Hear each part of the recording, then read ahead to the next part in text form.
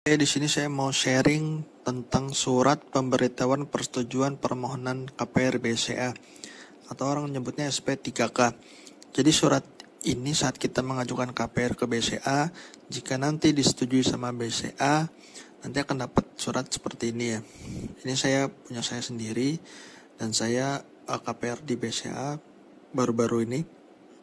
Jadi sini saya mau sharing. Nah, hal yang pertama nanti dapat surat ini kalau BCA sudah setuju. Kemudian di surat ini nanti ada nomor, ada namanya, nama kita di sini. Kemudian ada jenis kreditnya sama ada plafon kredit ya. Plafon kredit itu jadi kalau harga rumahnya 1 miliar, kita cuma DP 200. Nah, berarti plafon kreditnya di sini 800 juta ya. Ini uang yang akan dibayar BCA ke developer. Oh ya, sebelumnya saya beli rumahnya dari developer langsung ya. Jadi ini rumah baru. Kemudian ini jangka waktu saya pilih yang 10 tahun. Kemudian dari suku bunganya, saya pilih suku bunganya yang berjenjang.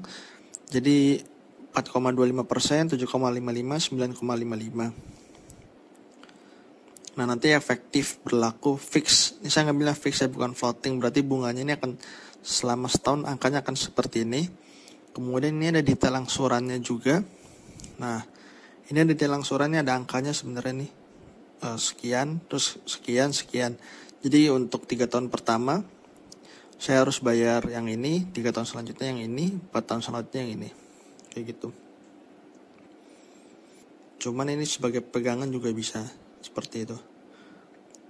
Denda keterlambatan pembayaran 0,2% per hari, jaminan. Nah, jaminan ini adalah alamat rumahnya gitu. Jadi ini yang saya sensor ini adalah alamat rumah saya. Kebetulan saya belinya di daerah Tangerang Selatan. Kemudian ini ada sertifikatnya. Sertifikatnya sebetulnya developer ini belum ada sertifikat HGB. Jadi sertifikatnya masih sertifikat induk kalau tidak salah. Jadi sebenarnya bank itu nggak mau kalau developernya nggak punya sertifikat. Cuma karena developer ini developer besar, jadi BCA approve atau sudah sering bekerja sama dengan developer ini. Kayak gitu.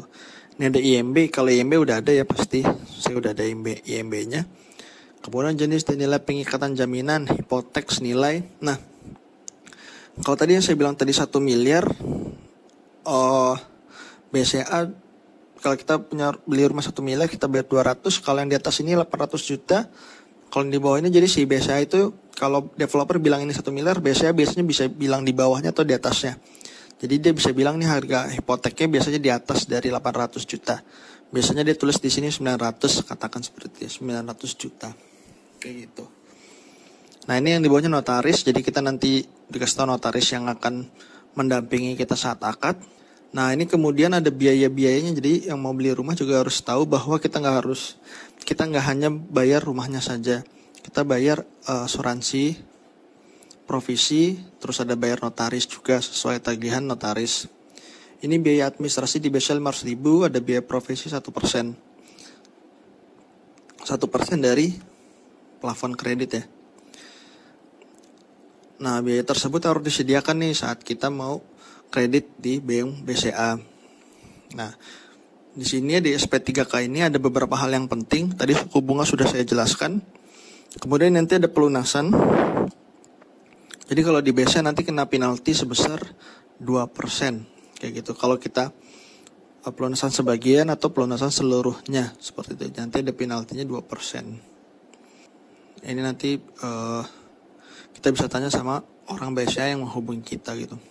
Nah, saat kita dapat SP3K ini, jadi BCA itu harus terima lisan ataupun tertulis 1 hari kerja dari tanggal surat ini. Jadi setelah saya dapat surat ini, saya balas via WA bahwa saya setuju untuk KPR di BCA. Gitu. Ini menyetujui, ini nama saya. Jadi ada 3 lembar di sini. Yang paling penting sebenarnya yang lembar pertama tadi ya. Nah, ini mekanisme standar aja, persyaratan umum standar. Jadi debitur harus punya bank BCA, kemudian tidak diperkenakan untuk menyewakan atau mengalihkan jaminan tanpa persetujuan tertulis dari BCA. Seperti itu ya, standar aja ini. Nah, nanti saat mau akad, ini ada syarat-syarat yang terpenuhi atau nanti kita bisa tanya sama karyawan BCA yang menghubungi kita. Syarat-syaratnya apa aja sih? Saat nanti mau akad, kemudian biaya-biaya totalnya berapa? Karena di sini kan nggak ada totalnya nih. Totalnya masih ada tulisan sesuai tagihan notaris, kayak gitu. Nah ini udah sampai bawah. Nanti ada tanda tangan orang BCA, ini BCA juga, ini tanda tangan saya, kayak gitu. Jadi untuk BCA SP3K-nya hanya 3 lembar.